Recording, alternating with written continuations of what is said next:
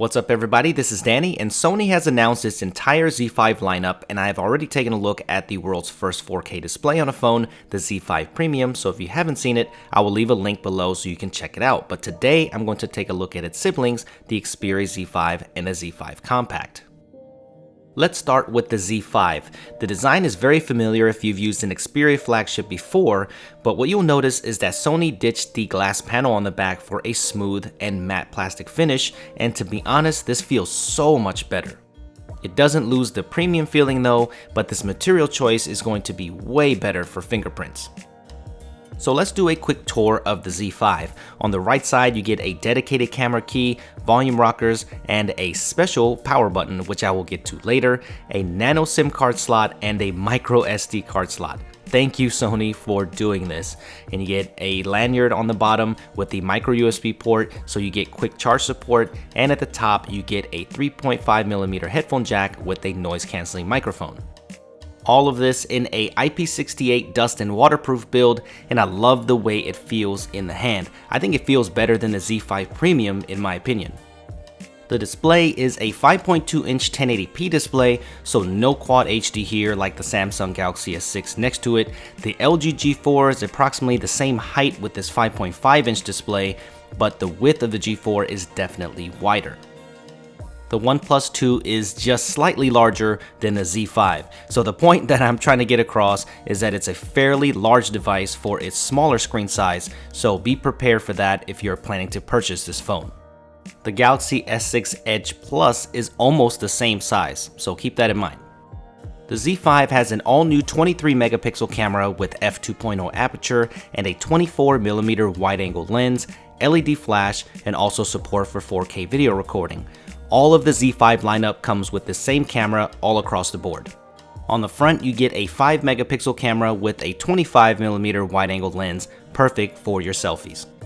This power button on the side is special because it inconspicuously doubles as a fingerprint scanner, and ergonomically it makes perfect sense where most fingerprint scanners are at the bottom of the display.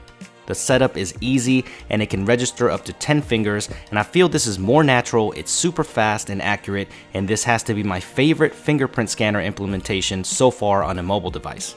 The Z5 family is being powered by the Snapdragon 810 processor with 3GB of RAM and the Adreno 430 GPU, so these things should be snappy performance-wise, and the camera is quick and responsive with this super fast 0.03 second autofocus and support for tons of modes, including a full manual mode for precise control over your images.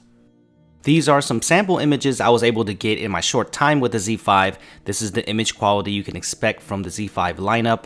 The colors and sharpness look promising, and the depth of field is decent, and even though there is some noise in the indoor shots that I saw, I can't wait to get this and test this further, so stay tuned for a full review of this camera. The big surprise to me while I was looking at these devices is how much I love the Z5 Compact. Basically, it's the same device as the Z5 with the exact same specs besides the 4.7-inch 720p display.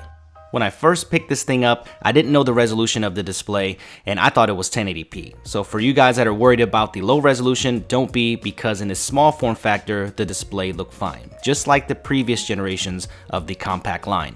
The build quality is also the same waterproof shell with a great feeling matte finish. I love this gray color in person, it looked amazing. It's got an SD card slot, yes. Same camera, same processor, same fingerprint scanner, and they did not skimp out on this phone.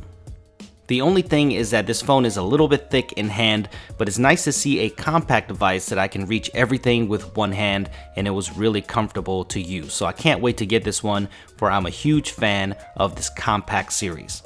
So let me know guys, which one do you prefer, the Z5 or the Z5 Compact? Let me know in the comment section below. Obviously, the huge story was the Z5 Premium with its ridiculously pixel-packed 4K display. It's got 806 pixels per inch, so check that video out. I will leave a link below. But I am liking what I am seeing out of the Sony camp. If you don't need a 4K display, I feel that the Z5 is perfect.